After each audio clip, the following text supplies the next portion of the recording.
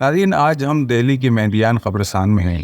یہ وہ قبرستان ہے جس میں دہلی شہر کی انتہائی مختلف شخصیات آرام کر رہی ہیں، جن میں سے جس قبر کے سامنے میں ہوں وہ قبر ہے حجت الاسلام شاہ ولی اللہ محدث دہلوی، جنہیں 11ویں صدی ہجری کا مجدد اور 18ویں صدی عیسوی کا مجدد کہا جاتا ہے۔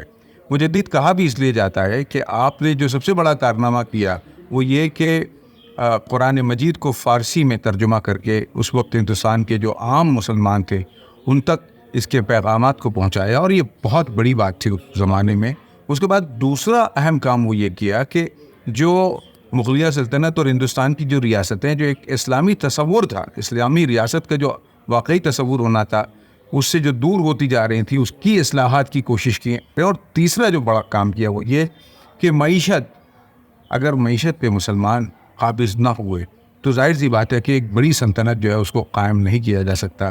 بہت ساری خدمات ہیں اس ملک کو لے کر کے، اس مذہب کو لے کر کے، عقائد کو لے کر کے۔ آئیے دیکھتے ہیں شاہ ولی اللہ محدث دہلوی کی زندگی کو۔ شاہ ولی اللہ محدث دہلوی کی پیدائش 21 فروری 1703 عیسوی میں پھلت مظفر نگر میں ہوئی۔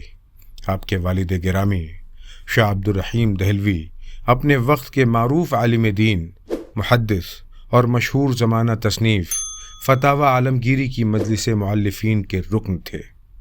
یہ اورنگزیب عالمگیر کے طویل دور اقتدار کا آخری زمانہ تھا۔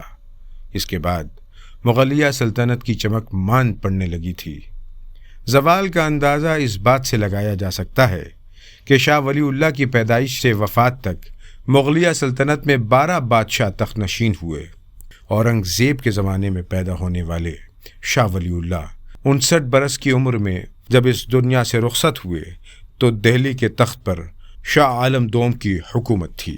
یہ زوال نہ صرف مسلم سلطنت کا تھا بلکہ عقائد کے حوالے سے بھی مسلمانوں میں زبردست بگاڑ پیدا ہو چکا تھا۔ عقائد کے بگاڑ کے حل کے طور پر شاہ ولی اللہ محدث دہلوی نے مسلمانوں کو اسلام کی اساس یعنی قرآن مجید سے جوڑنے کے لیے اس کا ترجمہ فارسی زبان میں کیا تاکہ عام مسلمانوں تک قرآن مجید کی حقیقی تعلیمات پہنچائی جا سکیں۔